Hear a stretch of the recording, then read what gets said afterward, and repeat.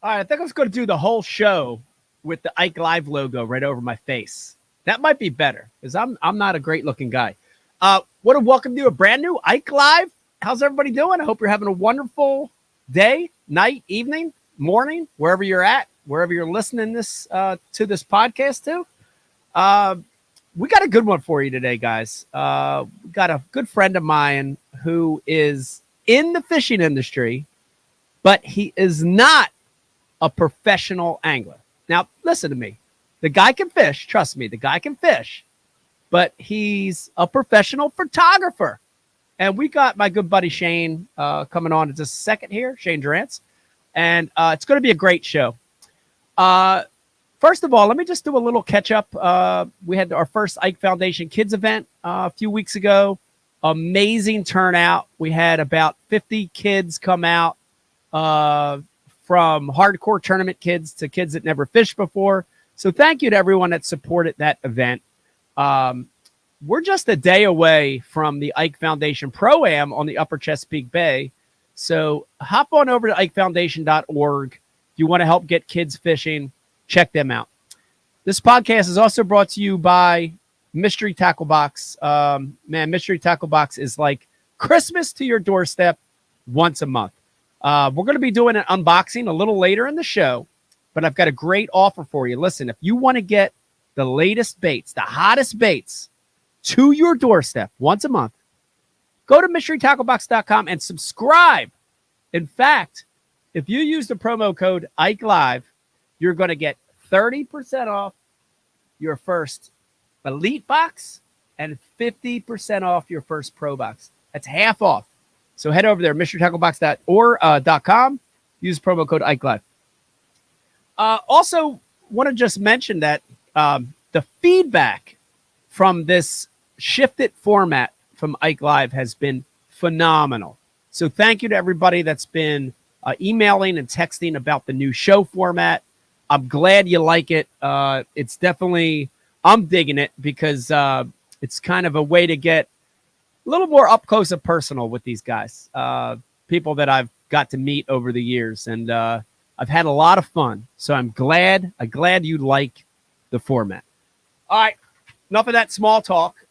Let's get Shane on here. And I'm very excited. I think I'm 99.9% sure that this is his first time on the Ike Live show, but we're going to find out here in a second.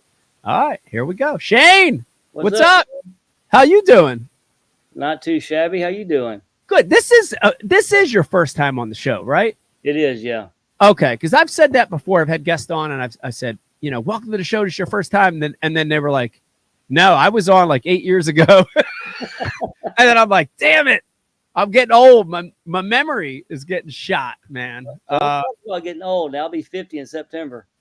I know, man. It's hell getting old. It's funny because actually my body is feeling old, but like mentally, right before you came on, I said you can burp, fart. Like I still laugh at dick jokes. Like I don't feel 50. I feel like I'm in my teens, but the body is starting to give way just a little bit. So maybe it's all that breakdancing you was doing back in the day. Works on the joints. Might have been. Speaking of breakdancing, I know I mentioned this before on this show, but Shane, did you know that breakdancing is an official Olympic sport? It's coming up 2024 Summer Games in Paris. Breakdancing is an official sport. What do you think about that? Well, along with cheerleading, right? It's great. I mean, I love it. Like I can see a day, and I'm serious when I say this. Like, if breakdancing has become a professional Olympic sport, I see the day when fishing becomes an Olympic sport. Do you think that would ever happen? Well, I think what makes Olympic sport is physicality, right? Yeah. Is it hard to do? Yes. Yeah. Does it take physical athletic ability? People think, oh, you're just out there casting a reel. Well, yeah, you're up at 5 o'clock in the morning. You're getting over in your boat. You're lugging all that heavy tackle. You're making 2,000 casts a day. That's physical. It is physical. Yeah. I agree. I think it should be an Olympic sport. So anybody from the Olympic Committee watching or listening right now, and I highly doubt it, but if you are, please put fishing on the ballot for the next round of sports selection. Speaking of sports selection, it's not really a sport, but Shane, I'm gonna put you on the spot, dude. I've with a lot of photographers over the years in this fishing thing, and you're good, man. You're good. Your images are just, I don't know. There's something about your photos that I love. I'm very attracted to, and you're really good. You're super talented, and we are lucky to have you in the fishing industry and to be working at Bass. It's so nice to have you. So thank you for being a great photographer at Bass. We need that. We got to highlight our sport, you know? Right. How did, and I never asked you this. How did you get into all this mess? Like, you know, normally I have dumb fishermen on the show, and how did you get into fishing? That same question over and over. But this is cool because you're an amazing photographer. But how did you get into this whole mess? Well, you know, fishing's always been in my blood. My dad was a big bass fisherman. You know, and growing up as a kid, my grandfather lived on the Chattahoochee chain on a place called Lake Oliver. It's between Columbus, Georgia, and Phoenix City, Alabama. And he was the only marina on the Alabama side. Now, Lake Oliver, you can't think of as like Fall or Lanier, Right. Very vast, large, you know, body of water. Lake Oliver is very small. But I grew up, you know, spending my summers there, and you know, my dad, he worked hard, you know, all day long, come home in the afternoon, and we'd go straight to the lake almost every day fishing. And so, you know, really what I want to do since I was, I don't know, probably 7 or 8 years old was be a professional bass fisherman. Yeah. But I always carried my camera with me. And when I say I carried my camera, it was like a little, you know, Walmart special plastic dealio. It had the little cube on the top that spun around. And so there was one year when we went to Gatlinburg, Tennessee for vacation, and I took some pictures of some really large deer, like in a very close range, and they all came back blurry. And I told my dad, so I don't want to ever take another bad picture the rest of my life. And so this is going to tell you how redneck, you know, we are, and I'm not ashamed of that at all. Is my dad was a trapper, and he trapped, you know, for the fur market, bobcat, fox, raccoons, that kind of thing. And so he said, look, I tell you what, if you help me run the trap line this year, you know, I'll give you a portion of that money to put towards a camera. And so we did. And, you know, back then when the fur market was big, you know, bobcats bringing $65, a red fox bringing $50. And so I raised enough money during the trap season to buy my first Canon T50. It was a big deal back then. And so I started taking photos, just really going hunting and fishing with my dad. And that's pretty much how I got started. It's awesome because as you were talking, it was like the analogies of guys that have got started with anything that they're really good at. I heard a lot of the same stuff. Like I've had a bull rider on the show, and I've had football players and you know, people that are good at their craft. And it's like always, it's like they got an early start and they sort of they got good at it. And then they got to this point where they're like, man, I want to get better. And they did something to better themselves. And that sounds like the same story. That's kind of cool. Yeah. And so, you know, it always was a hobby for me. And, you know, the cool thing these days and that we're living in now is you can do two things. You can work to live, or you can live to work. And, you know, people who have worked hard in the mills and, you know, back in the day, and my dad built tires for Universal Goodrich for 22 years. Yeah. You know, they worked to live. They worked to live their weekends and hunt on the weekends and fish on the weekends. And, you know, being able to do something that you love to do for work, which professional bass fishermen are, was something that, you know, a lot. My dad didn't really support me a lot in the beginning. And he said, you're not going to make any money at it. And guess what? He was right for about 15 years. But, you know, I got started that way. And then I had a girl in my class when I was in high school. And she said, hey, I want to, you know, be a model. And, you know, I know you like photography. Can you come take some pictures of me in this waterfall by your house? And I was like, never thought about that side of photography before. Yeah. And it just kind of starts snowballing. Yeah. There. That's awesome. That's awesome. And that brings up something too, is that I think maybe a lot of people from afar that look at your work in fishing, they think, well, that's the only thing that Shane ever photographed was fishing. Right. But you've done a lot more, right? Like I know we had a couple times together when we were shooting together. You told me some good stories of some other stuff that you filmed. What kind of other stuff for people listening and watching? What kind of other stuff have you photographed? I wouldn't say filmed, I would say photographed because that could lead into a whole different realm. But Right.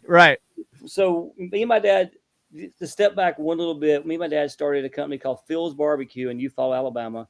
Our family still owns it to today, and the restaurant business is 8 days a week, 36 hours a day, and it was just too much, man. And so Tough. Yeah. we decided to get out of that, and I went to art school at Art Institute of Atlanta in 1999, I think it was, and I graduated with a commercial photography degree. And I didn't really know what to do with that exactly. So what I really wanted to do fashion, and when you think of fashion, you can't think of Glamour magazine and all these these fashion magazines. Fashion really is in every aspect of life. Yeah. And so I seeked out the top fashion photographers in the world. I was working for Klaus Rickrath out of Germany, Art Streiber out of Los Angeles, who does all of the big spreads for the fashion magazines, and I wanted to learn.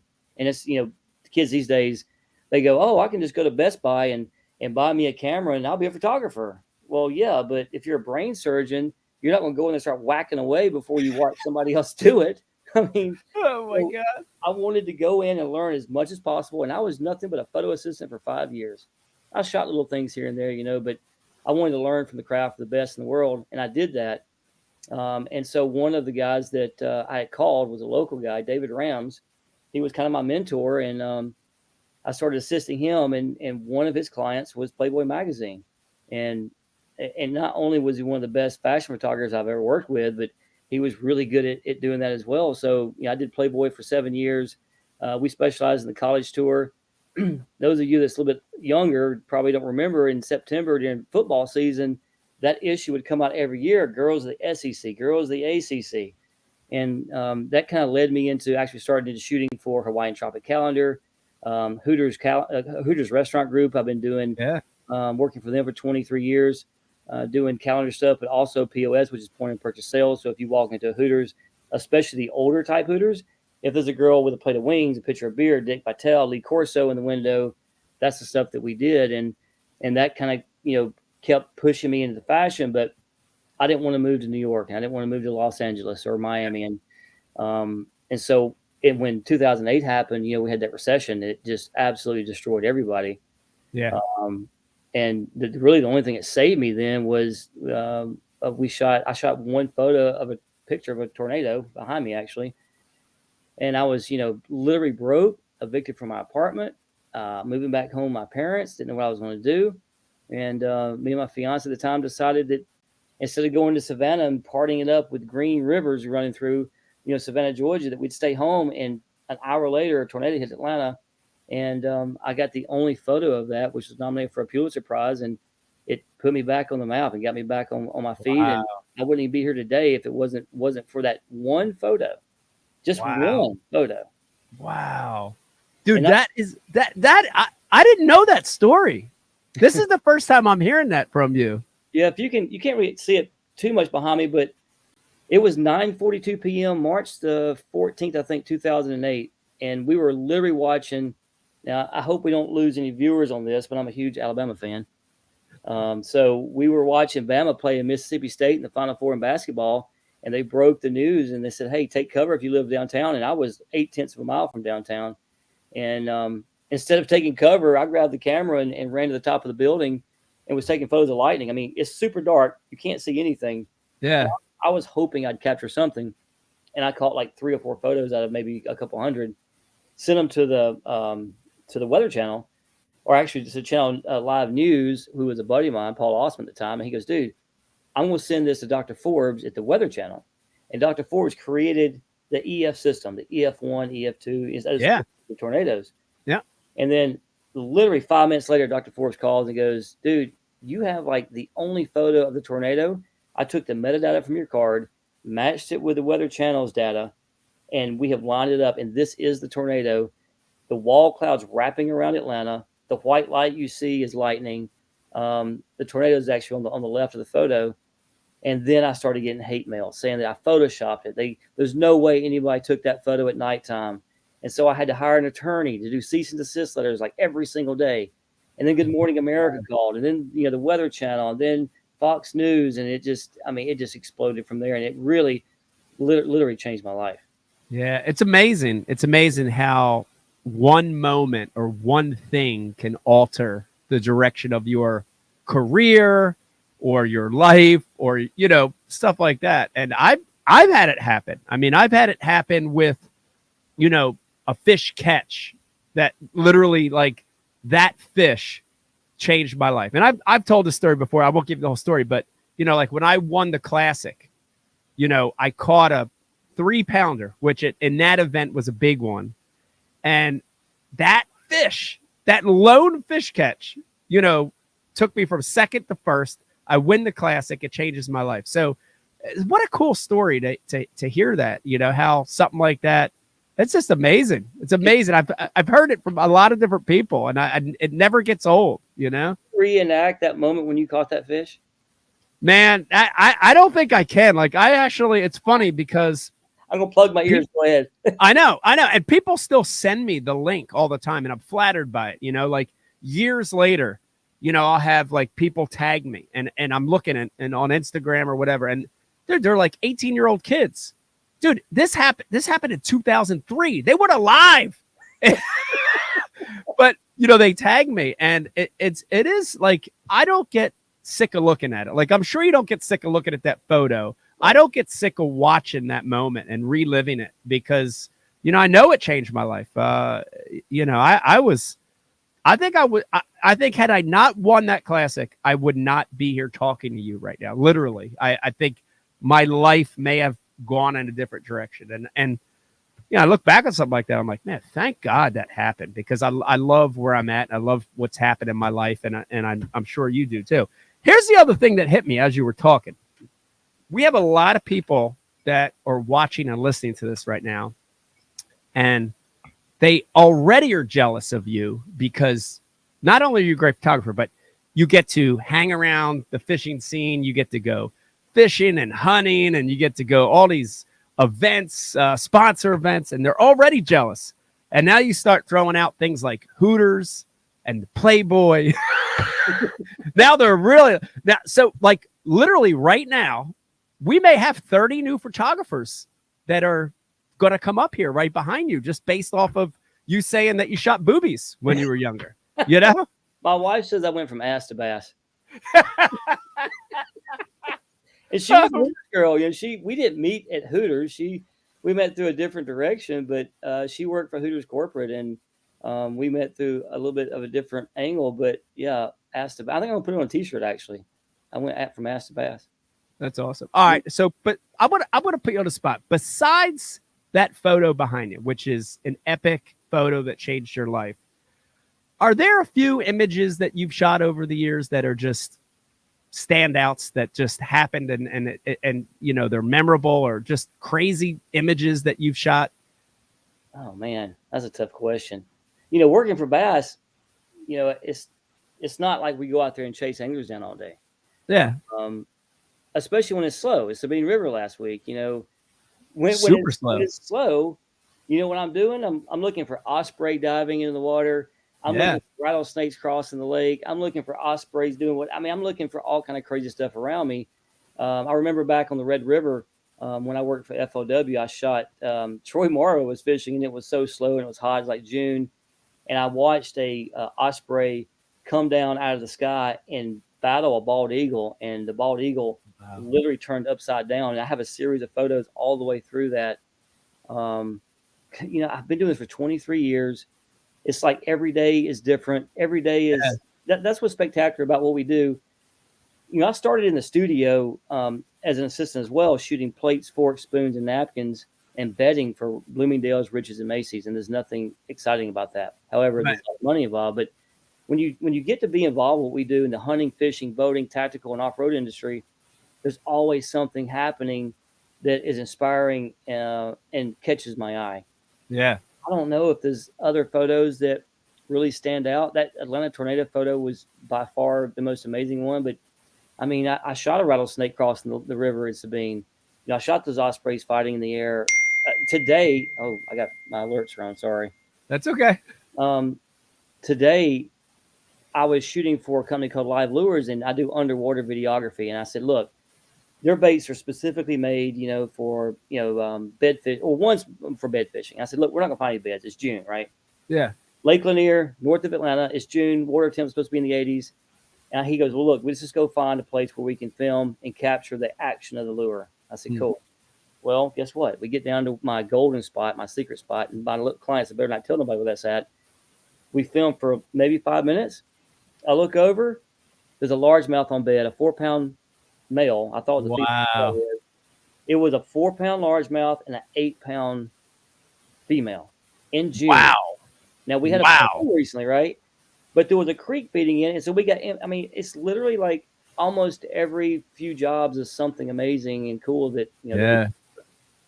That's so cool. And you're right. I love the jobs. I love people that talk about their occupations and they're different every day. Like there's that aspect of it always being unique and new. I love that. I love that. This is a question I want to field to you because I've heard it asked for other things as well. I could even apply fishing to this question, but it's a very broad question. And I just want you to give me an answer. What you do, taking photographs, are photos or pictures? Is that art? Is it art? 100%. Yeah. It is, right? Yeah. Explain that in the best way you can, because there are so many people that don't see it as art. And I want you to try to explain that. Well, let's just talk about the fishing industry. And I'm glad you brought that up because Tyler Rivette at the Sabine River, there was a sunrise coming up, and again, it was slow. And I think some people would go, "Oh, that's a cool shot," and they front light it. They put the light behind them so the angler, the colors pop. It will immediately, my brain starts to think a different way about lighting. When you backlight things, like if you backlight a Hooters grill in a fountain or waterfall, it pops. If you backlight a fish jumping out of the water, it pops. If you have the sun on the opposite side, it doesn't work. Right. And I remember looking at Tyler, looking at where he was casting, trying to get, you see those iconic shots of the water spray out of the reel when you cast. Yeah. I was lining it up to where when he would cast, I would see that water spray. And what happened was when the spray came out of the reel, it looked like the sun was actually literally on fire. And I look at the bank, I look at the terrain. If I see a hill coming down, I line the angler up where that terrain in the angler meets. If there's a mountain in a valley, I line the angler up with those, because it's all about, to me, coming from the product world and that kind of thing, it's all about symmetry. And we aren't out there just taking photos. Like I literally planned a series of photos off of art, of if I was going to paint it, how would I paint this mountain? You wouldn't paint a mountain with an angler directly, in it. Yeah. Or whatever it may be. I always look at symmetry. I don't like tangents. I don't like where things like a dock lines up with a boat perfectly. And I look at every shot that I take as being a piece of art, not just some random photograph that gets published in Bassmaster. Yeah, it's a great description. I'm glad you flushed it out a little bit, because there are way too many people that don't think that, and there are way too many people that I'm trying to think of the right way to say this, because it's Ike Live, so I don't mind offending people, but but it makes me angry that there are so many people that take for granted that a picture is fair game to anyone when it's out there. Maybe I'm not describing this right, but like, when there's a professional photograph done, I like,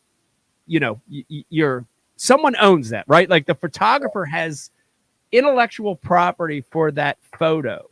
Right. And for whatever reason in the fishing industry, that concept does not resonate with people. And not just in photography either, like intellectual property when it comes to like ideas on lures, designs on like for whatever reason, the fishing industry is like backwards. Like they don't grasp those concepts, but that's important, right? Like a photo that you take, like I always try to credit, like you send me stuff all the time. And I'm like, man, I'm going to credit Shane because I want you, because that's your property, right? It's like, why is the fishing industry backwards? Why don't they grasp that concept? I don't know, but I would love to be named the Punisher. If I could be the Punisher and and go after people, I think it's because people aren't punished. I know I said that term, but I think that's the problem. Right.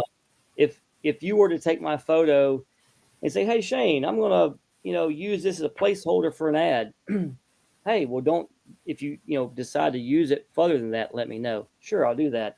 And then you see it a year later in a tackle store, and your wife goes, "Hey, there's that photo you took." And I Yep. look over, and it's on packaging, 25% of the top of the photo. And I'm like, "Are you?" And so I reached out, and it was just an absolute disaster. Now, I do when I see photos that are put out there with our bass guys or with some other clients, and it's not a photo credit, I do say something. But you know how many jobs I've gotten from photo credits over the last 23 years? Probably none, really. But the thing is, when you take someone's property and use it for something else to benefit yourself, you better be ready to pay somebody, because I didn't go after that person, but Yeah. my attorney said, "This is a done deal. We're going to start at 50 grand." Yeah. And it's something that it irritates me. There's not a lot I can do about it. Yeah. Me and our photography group in Bass, we share copyright with that image. And I think it's great that you guys are able to use that. Your sponsors can use it for social media. Yeah. You want to use that for ICAST on a booth 40 feet tall, or you want to put it on packaging, then you should definitely call us to work something out, because Yeah. it creates a bumpy road and it burns bridges. Yeah. So, Some of it might be awareness too. Like I said, I don't know that it's all people being blatantly, dumb and rude. Some of it might just be, education. Yeah, they don't know. But I got just a real good scenario when you were talking. It reminds me of that is like in my career, I've had times when a sponsor wanted me at a show, right? The Atlanta Boat Show, Range, if I'm working for Ranger Boats back in the day and they want me at the Atlanta Boat Show, no problem, right? That's in my contract.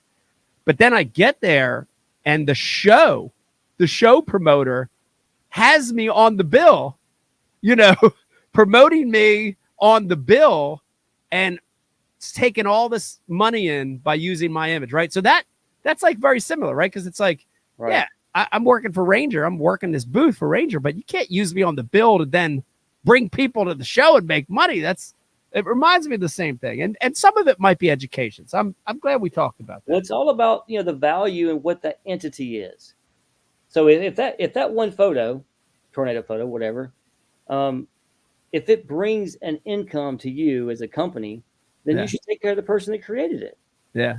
If you're going to steal it and use it for your own benefit in hopes that it brings money in, then someone needs to be compensated for it. And luckily our copyright laws have gotten a lot better. But you look at the chatterbait. How many times has chatterbait been knocked off? And Z-Man, listen, they're a strong company, and they went after them. And I don't think they've ever lost one. I think that patent's about to run out, actually. But that was a good example. The fishing industry probably has more, items, lures, whatever, that has been knocked off than anything else out there, in really any industry. Yeah. Yeah. Yeah. A lot of that happens. I want to circle back, and I do want to talk to you a little bit about, you mentioned, like everybody nowadays thinks they can go to Best Buy and like the technology of cameras, right? Has, you could get a digital camera. You can, for crying out loud, Shane, the cell phones now are crazy, right? They take on that one. Does that, what do you think about that? Does that irk you a little bit that everybody thinks they're a professional photographer? Well, yes, it does. And so what kills me is when Apple created the portrait mode. All right. So the portrait mode, what it does is it takes the person or two people, whatever, and it makes them very sharp and glamorous, and it blurs the background. Yeah. In order for us to do that with a camera, you've got to have a $2,000 lens minimum. You've got to know to set it on 2.8. You got to know to set it on this, whatever. It takes a lot of knowledge, technical knowledge, to know how to operate that. Yeah. Now you can be like, "Oh, let me just put this in portrait mode and you guys get ready." And I'm like, "Are you kidding me right now?"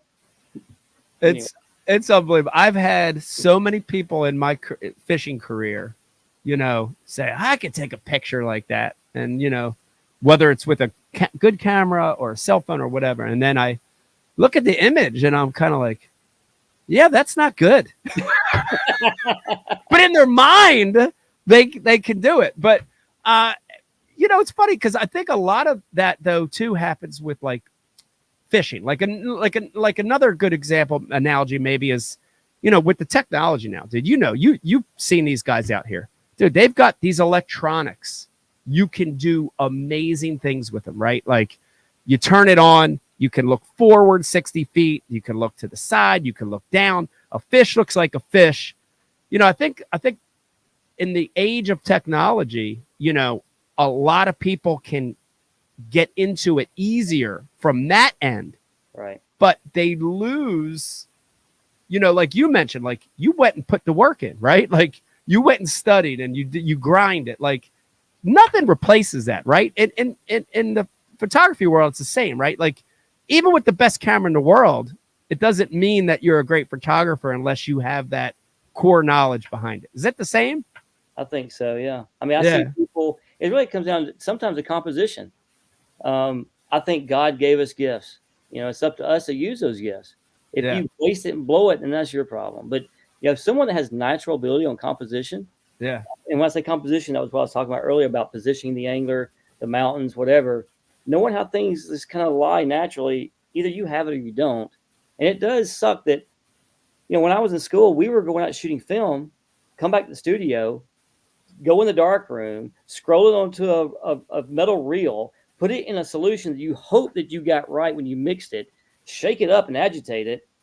Then you clip an end of it off and you run a little piece about this long through the processing to see if it's dark or light. If it's dark, then you pull it. If it's bright, you push it, whatever. I mean, and what that means is you would overexpose the film or overdevelop it in the canister. Now you just go buy a camera and you go click, and the learning curve is a million times different.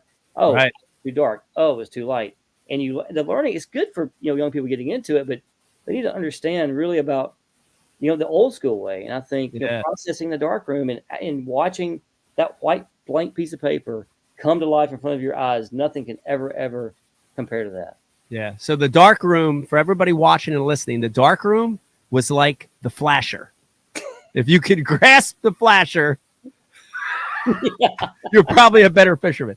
I actually never even, I did have a flasher on my first boat because it came with a flasher, but my first unit was just a standard 2D. It wasn't even a Doo-rance. It was an Eagle. They had a cheaper brand called Eagle back then. And that was my first unit, but I did learn on 2D.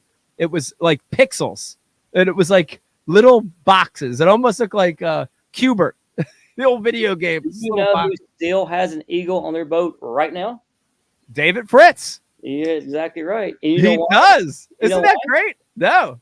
He said that when he fishes grassy lakes, he's able to see the holes in the grass better with that flasher than he can with traditional sonar. Yeah, every time I walk past his boat, I'm amazed because he has one. I think he has two mounted. I think he actually has one up front and one at the console. And a chair up front. Yeah, which is amazing. It's amazing. If someone says, hey, go get David Fritz, all I got to do is go down the lake 100 miles an hour and look for somebody sitting down. And it's going to be a local or it's going to be David Fritz. Yeah, probably two guys on the elites that use the chair up front. He's one of them. But before we keep going, I do want to.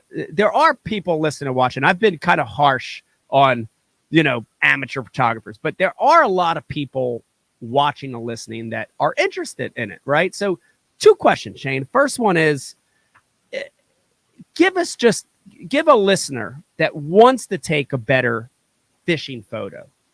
Give them just a piece of advice, whether they're using their iPhone or they're using a good camera. Is there a tip you can give to take a good fishing picture? I think it's about lighting. You got to look at lighting first. If you're using an iPhone, you can't. I backlight everything. If you look at, when I was doing the product stuff in studio, spoons and forks and napkins, I was like, I'll never use this information ever. But guess what's reflective? Fishing lures, firearms, ammo, a lot of that stuff, right? Yeah. So I think that with the iPhone, you can't backlight things because it kind of blows out the image. Yes. I think it's about just put your camera on manual. If you're not using a phone, you put it on manual. Oh my God. Well, I don't know what to do. Well, there's so many YouTube videos out there that tells you what to do and how to do it. Yeah. People who run their camera on program or automatic, oh, it was dark outside and my photos are blurry. Yeah, because you put it on sports mode and you can't do things moving with that. So I think if people would put their camera on manual and don't go shoot a job with it, if someone's paying you a couple $100 to shoot a family, whatever, go play with that and practice with it, put it on manual, watch a few videos. And I think that would help them out tremendously. Yeah. It's a good tip. And then the second thing, I want to make sure that there are people watching and listening that are like, they're like 17, they're 18, they're a sophomore in college, and they're like, man, I really would love to pursue photography as a profession. What would your advice be to them if they're watching or listening? So pick the genre you want to be in. You know, if it's shooting weddings, if it's shooting families, babies, whatever, pick the genre that you want to be in, and then go to Google and type in fashion photographers Atlanta, or best of fashion photographers, or best of product shooters, and be a photo assistant. Yeah. You'll listen. A photo assistant makes $450 a day. You know, it's not chump change. You know, find what niche you want to be in. Find the best there is in the country. Call them and try to be a photo assistant, because you're getting paid to learn the whole time. Now, you're also someone's bitch. I'll be honest with you. There was some photographers I work with, and I won't say any names, but you were their bitch. And you know what? I've kind of got to that point where I'm like, hey, go get that case, because I ain't picking that shit up anymore. But you'll learn. I still assist. There's a couple of guys that come to Atlanta. I still assist them to this day because they're friends of mine now, and I literally still learn from them. Yeah. You know, you can learn so much in school. Everything I learned, honestly, wasn't in college. It was after I got out and became a photo assistant. In the real world, doing the real world stuff, watching these guys, watching how they work. Yep. And business, they don't teach you that really in school. Business is the hard part. Like, well, hey, why is this estimate? You know, if I go do a family photo, it's $500. If I do a commercial photo, it's maybe $5,000. Yeah. Because of usage and the business side, dude. And if you work with a photographer that trusts you, or you trust them, you can learn a lot about that side of it. I know photographers are terrible business people, and they fail. And I know terrible photographers are good business people, and they do well. Right. Right. Same in fishing. Right. Same in fishing. I know some fishermen that are just sick, like the best fishermen that ever walked the face of the earth, and they couldn't promote a freaking pencil. Right. So the same thing.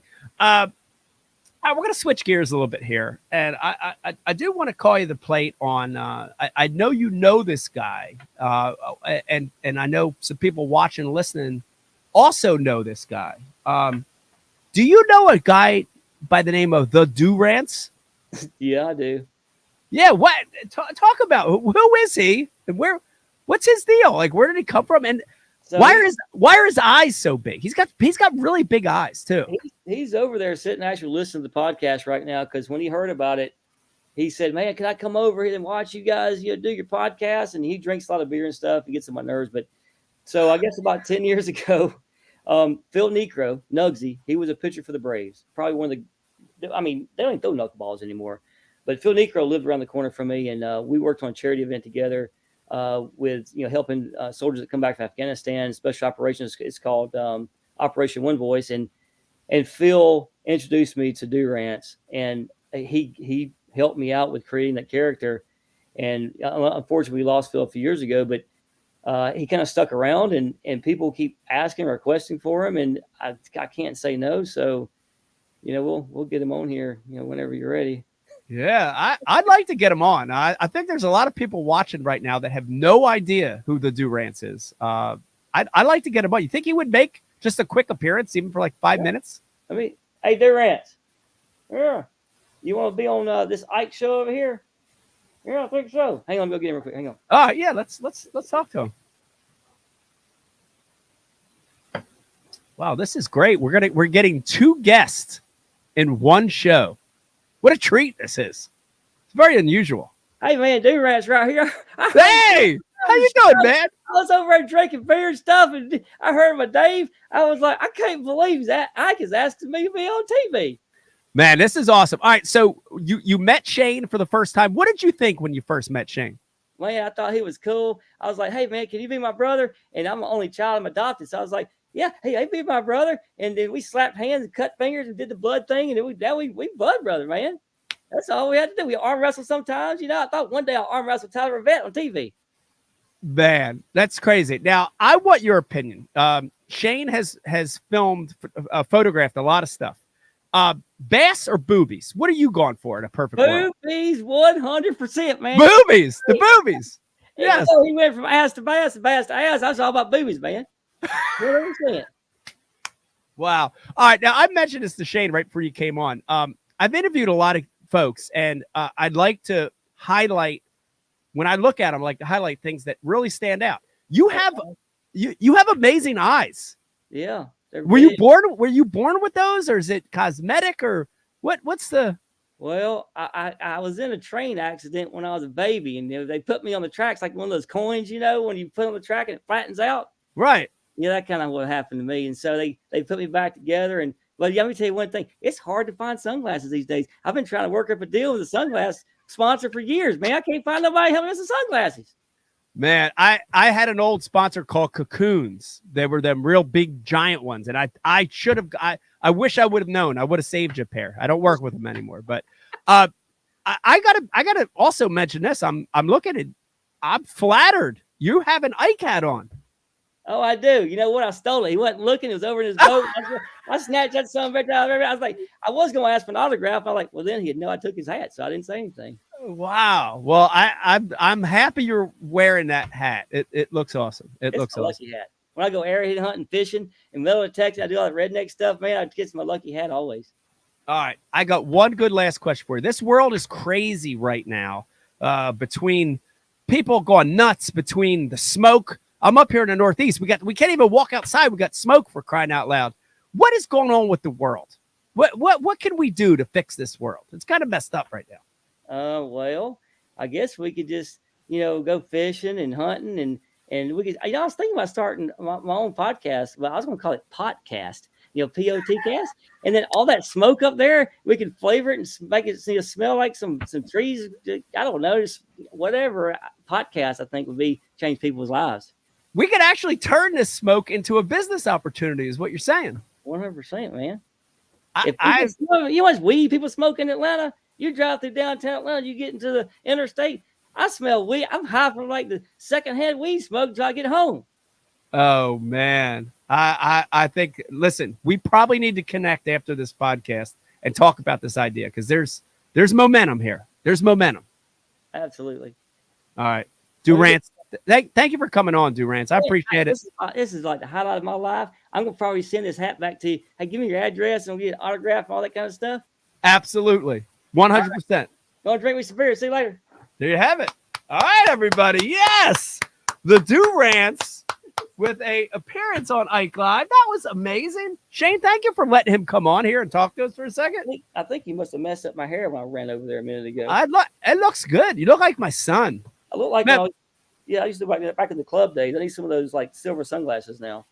See, here's the thing. Now, see, you date it yourself. You're around my age, and hairstyles have changed. But dude, the deal with the young men right now. My son is Vegas is 12. Shane, he doesn't want to even get a haircut. Like his hair it's just all over the place. It's this strange. I don't even understand it. There's no style. It looks like he looks like a big mushroom head.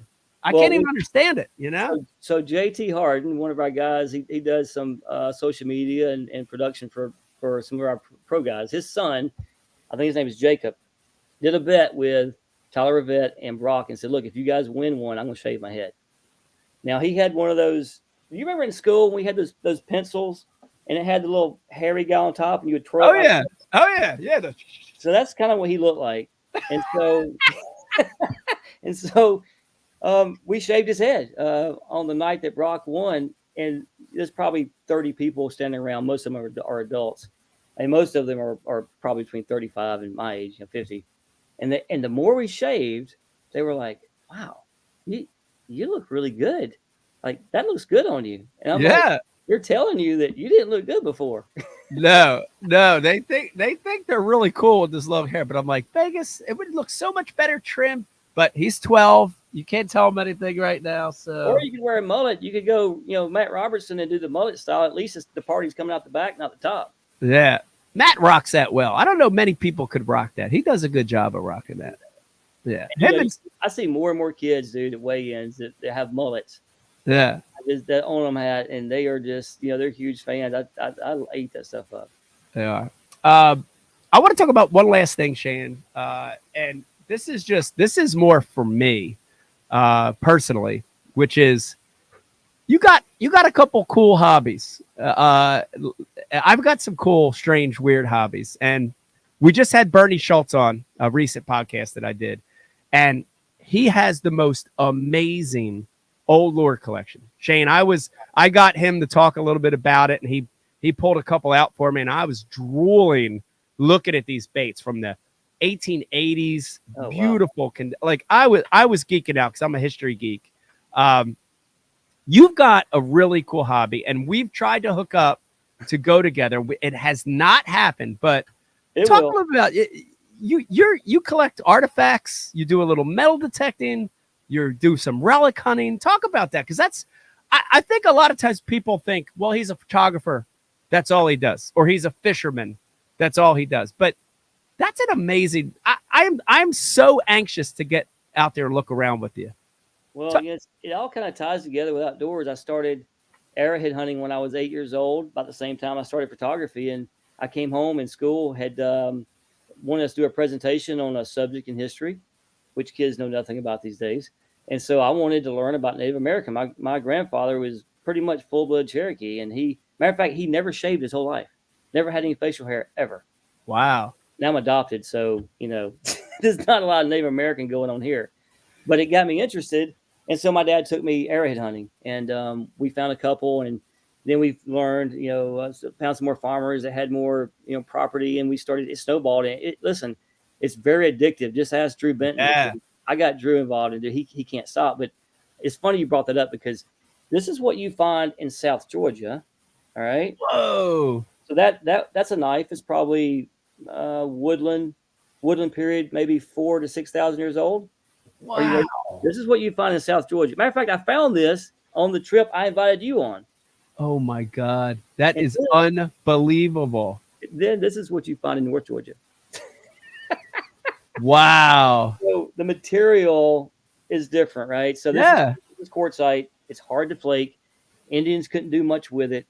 I mean, that wouldn't even cut my wrist if I wanted to kill myself right now. I mean, but the difference is the flint, the material they had to work with. If you're making a lure and you try to make it out of pine, it probably isn't going to turn out as good as balsa.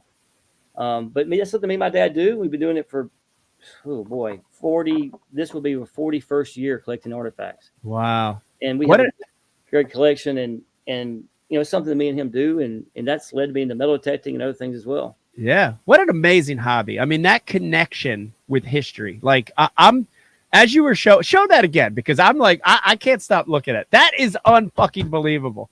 But like, tell me about the moment tell me about that particular find, because like I'm closing my eyes and visualizing if I see that on the ground, or if I'm digging and that comes out, dude, I'm freaking the fuck out. Like I'm going full blown Ike if I find that thing. Tell me about the moment you found that. Tell me about that feeling when you find something like that. So this particular arrowhead I found digging, and what I want people to know is we're not digging into mounds. We're not digging in Indian graves. Right. Most of the arrowheads that we find in South Georgia, South Alabama are woodland archaic to paleo, which is from 4,000 to 13,500 years ago. So we're digging in soil, and it's a lot of work. You don't just go and scratch around the ground. You dig down. I call it titty deep, because in most places where we dig in South Georgia, you dig down until you hit what they call the clay pan, which is hard clay, or you dig until you stop finding flakes of arrowheads. Right. And I call it titty deep. I'm 5'7", and that's about, anyway. So when you move that much dirt and you find, to back up a little bit on history, so 100 million years ago, the coastline in the southeast of America came through Savannah, Georgia, Albany, Georgia, Eufaula, Alabama. We find shark's teeth in Eufaula, Alabama. Wow. Think about that. Yep. And then it went to Montgomery, and the coastline went back up into the Midwest. Well, that's all beach sand. That's why you don't find a lot of rocks in that part of the country. So when you're in there digging, and you have that tool and you hit something in the sand, it makes this noise like your teacher did on the chalkboard when you're a kid. That sound it makes, and you're like, and you get excited. And when you see the point coming out, and you see it Ooh, has workmanship on it, yeah. it literally it's an adrenaline rush. It's like I've caught several Wow. fish over 10, a bunch over 8, and it's like hooking that 8-pounder on a top water plug, and you get it in the boat, and that yell that you do, especially, that is the exact same thing that you get with this. When you show it to somebody, you're like this. Look what I got, man. Shaking. Yeah. Rush. If you could bottle that, we'd be millionaires for sure. Dude, it's so, you're so right when you were describing that, because that feeling of a big fish, the minute you get your hand on it and it's in the boat, is so similar to that. And Right. I cannot wait to find my first arrowhead with you. But I've found old coins and I found old bottles, and the feeling is so similar as you described it, and especially when it comes out whole, like I've had bottle digs where, you see the base of it. Oh yeah. And you're picking away at it. You don't know till you pull it, and then the moment that you see it's whole, and you're holding something. And in my case with bottles, it's from the 1840s or 50s, which is nothing compared to the history of that. But that history that you're holding is something very, very special about that. I don't know. I don't know if you could replace that with other things, but I love that history. That's just such a cool hobby. It's unbelievable. During COVID, me and my dad took up flint knapping, and that's making arrowheads, right? The hardest thing I've ever had to do in my entire life, or Wow. tried to do, because you take a block of rock, and the whole idea is to get it down symmetrical, as thin as possible, and you have to be able to put an edge on it and not break it.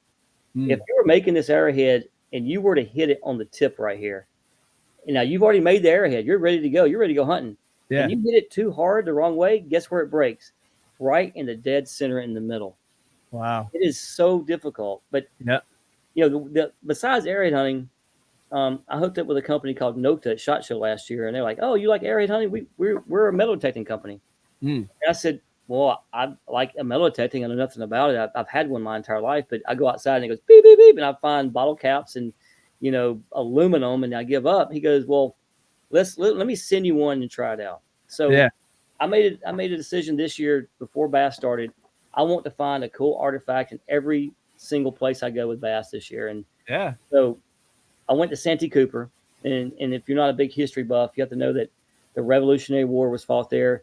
General Marion was, if you're familiar with the movie The Patriot with Mel Gibson, he was General Marion.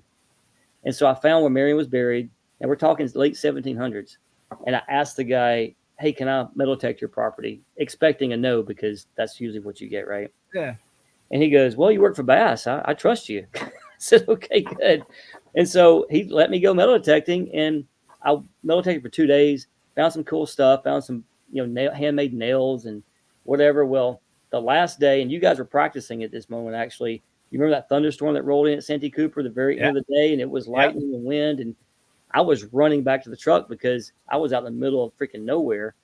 And in order to metal detect, you have to swing that head back and forth to get a good signal. And I'm in the woods, so it's hard to be able to do that. Well, right by the truck or my Jeep, there was an anthill, and it was about this big, and it was clear around the anthill. And so I was like, I'll go scan that before I get in the car. And I went over it, and it made this really high pitched beep sound. And with metal detectors, the sound of the beeps, the level of the low tone to high tone tells you what kind of metal it is. Right. The material. I've learned that recently. And I've been finding iron all day, low tone, boop, boop, boop. And then beep, this really, really high pitch. And I went, oh, now this is in the middle of these ants. They're not fire ants, but they're like fire ants on freaking steroids. They're ginormous, right? And then went beep. And I'm like, dude, and the thunderstorm's coming, it's raining, the wind's blowing. I stuck the shovel in the anthill, and ants, dude, they went freaking everywhere. They covered the ground. They're all over me. And they have this thing called the pointer, and the pointer is a little stick that is a very sensitive metal detector. So I stuck it in the ground. It's going crazy. And I roll it over. I think it's a washer, and it's bright and shiny. And I pick it up, and I brush it off. And talking about catching a 12-pound largemouth, this was my 12-pound largemouth. Wow. Bought a 6-pound test line. It was a 1774 silver Spanish piece of 8. It was 1/8 of a peso. When I saw the date, I literally almost cried, bro. Like I sat down because it was so much hard work. You're practicing for 4 days or 3 days for to find fish. You get in the tournament. You fish against the best in the world. You catch that 25-pound bag in the very last day. That was my 25-pound bag right there. Yeah. It was gratifying. Wow. That's so cool. What an amazing find. And my uncle Don is a big metal detector. So I know what that means, and I know what that looks like. I've been with him where that find is sticking out like that in the hole, and that's incredible. What a cool story. And it's Santee too, of all places. Please make them go. Let's go back there next year.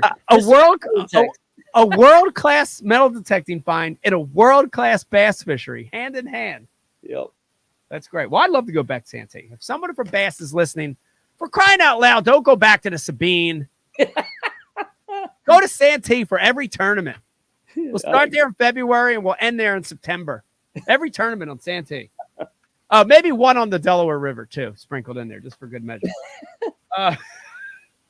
Shane, I can't thank you enough for coming on, dude. It's so nice to have friends on, people on that aren't just hardcore tournament fishermen. I love to hear these other stories. And man, again, keep doing what you're doing. Your imageries are beautiful. Your images are beautiful, and we need that. Like fishing needs that. We need people to see the beauty of the sport. And you do a great job. So thank you for coming on Ike Live tonight. It's been fun. Thanks for the invitation. I was a little nervous. I mean, because you're kind of a big deal around here, I'm not. And you got to tell the Doo-rance we said thank you, too, if he's still sitting over there. Hey, Doo-rance, like I said, thank you. Thanks, man. I'm a great fisher host. And I'm trying to think. I'll see you here. We got a little bit of a break, but I'm guessing, let me see. Am I going to see you at ICAST? Will probably be the next time I see you. Oh, yeah. I've been made the official lead photographer of ICAST by American Sports Fishing Association. Oh, I don't how know about that? Or something. I don't know. That's a cool title. I like it. Well, I'll definitely see it at ICAST, if not before. And got to keep me filled in, man. Send me a text if any Spanish coins or arrowheads come popping back up. You got to keep me in a loop. I need pictures. We got to go. You got to let me know when you're down this way. We got to go. We got to go. This fall for sure. Listen, I'm saying it on live. It's going to happen. If not before, this fall, I'm coming to see you. I'm telling Beck, I'm gone for 2 or 3 days. I'm not coming back. I'm hunting with Shane. We're doing it. Come find some pointy rocks. I'd like to do that. All right, dude. Shane, thanks for coming on the show. You got it, brother. Thank you. All right. Have a good one. See ya. There you have it, everybody. Yes. Yes, yes, yes. So cool, man. My buddy Shane on, one of the best photographers in the sport of fishing. Man, I hope you've been on Bassmaster.com lately or looking through the pages of Bassmaster magazine and got to see some of Shane's images. If not, Shane's got Instagram, Facebook. He's got a website. Check out his images. They're beautiful. They're gorgeous. Very, very good at what he does. One of the best in the sport for sure. What a great interview. All right, guys. I know this is the part a lot of you are waiting for. We are going to do a mystery tackle box unboxing. Tonight, I'm going to go ahead and just do an elite box for you guys. This is the maroon one, reddish maroon, whatever you want to call it. We're going to see what's inside. I'm going to pick out 2 or 3 of my favorite lures. And remember, this could come to your doorstep once a month. Head on over to mysterytacklebox.com. Use the promo code Ike Live, and you're going to get 30% off this actual box. All right. I'm going to break the seal. I love that noise of that seal popping. There it goes. We're going to open this thing up. It's a heavy box this month, too. I wonder what's in here. Oh, boy. We got a good box. Guys, load it as usual. I see some hooks. I see a shallow diving crankbait. I see a lipless. I see a walking bait. I see a lot of baits that might make it to the northern swing for me. We've got a swim jig. We've got a buzz bait. We've got some streak Z's. We've got some goby. Dude, this box is loaded. We got Duo Realis swim baits. We got another this box is loaded. All right. Got to pick something. Okay. I'm going. Oh, boy. What should I do? All right. I'm going here and here. By the way, Streak Z, this is the Bassmaster Classic winning bait that Gussie used to win down there in Knoxville. Besides those baits, here are my two favorites, guys. The buzzbait caught my eye. The buzzbait caught my eye. And this is a Lunker Hunt turbine. And the reason this caught my eye is the color and the clacker. Okay. So, you know, everybody's got a buzzbait, but this is a black-blue skirt buzzbait. I do not think I own a buzzbait that has a black and blue skirt. Most of them are black only. So I like the skirt color, but there's the deal. And let me see if I can give you a good view of that. Right there is a clacker. And, you know, when you want extra noise with a buzzbait, if the water's dirty, if you're fishing low light at night, that clacker makes this thing loud. So I love the buzzbait. And then for my second one, dude, talk about the timeliness of me getting this in this box. I see a picture of Brandon Polinick on the front there. That's kind of scary. Look at Brandon. Kind of looks tough in that picture. Shane didn't take that picture because that's not a very good picture of Brandon. He looks tough there. But this is a goby-shaped bait. This is called, let's see here. It's the Stealth Invader. And if you look at it, it looks like a freaking goby. It looks like a goby. It's got a flat bottom. It's got that really thin membrane of the dorsal fin. And the most unique thing about this, guys, I want you to see it, is that the tail is backwards on it. So it's a upside down swim bait tail. So I could imagine it's got a little different movement. I could see fishing this on a jig head. I can see fishing this on a drop shot. And listen, if you're around gobies, match the hatch, right? Fish a bait that looks like a goby. So that's X-Zone, Stealth Invader. Brandon's pictures on it. It's got to be good. Just two examples of what you'll get in your mystery tackle box every month. And you've heard me say it before. Listen, it's putting colors, shapes, techniques. It's putting stuff in your hand that you might not normally be able to get or you can't get. So I love that about Mystery Tackle Box. Head over to mysterytacklebox.com. Use promo code IkeLive. 30% off the Elite Box. 50% off the Pro Box. I hope you enjoyed this one, man, as much as I did. This was a really fun show with my good buddy Shane. I hope you also like this new format, guys. We've got a lot of new ones coming for you. We've got, in the next week, listen to this lineup, guys. We have the one and only Brandon Card joining us. Very, very excited to talk to Brandon. He's not only a great fisherman, but he's a good dude. And he's been through some stuff this year he's going to talk about. So very, very, very, very excited to talk to him. Then we've also got one of the lead designers over at Pure Fishing joining us to talk about some of the new baits coming out at ICAST this year. And by the way, I know Shane mentioned it. He's going to be the lead photographer there, but ICAST, I think, is the second or third week of July this year. Keep your eye out for it. It's going to be really great. There's going to be some great coverage. A lot of new stuff coming out that's just really, really incredible. So keep your eye out for that. And I hope you're enjoying the new show. So thank you for tuning in. We'll see you on the next one. Have a good one. Good luck and good fishing. We'll see you later. Bye.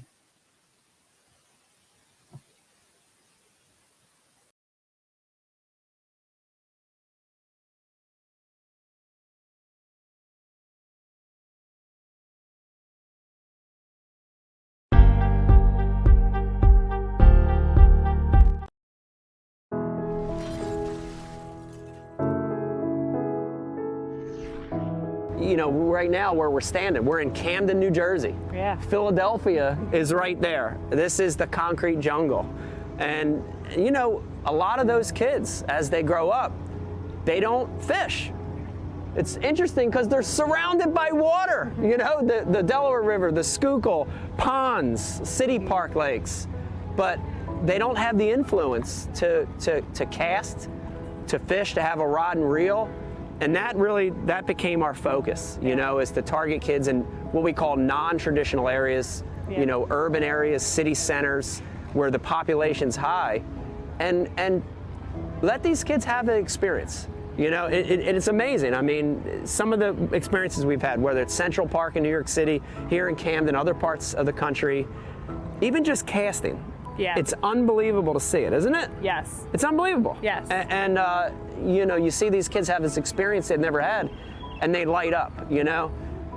The big thing, I think, for the Ike Foundation is we're not saying we want all these kids to become professional anglers. No. It'd be great if some of them did, but we want them to have that fishing experience because it ties them to so many other positive things. The outdoors, nature, conservation. Ecology, you know, all these amazing things in life that maybe they wouldn't have been exposed to any other way. We're trying to help with that. So it's important. It's important for us. We're proud of it.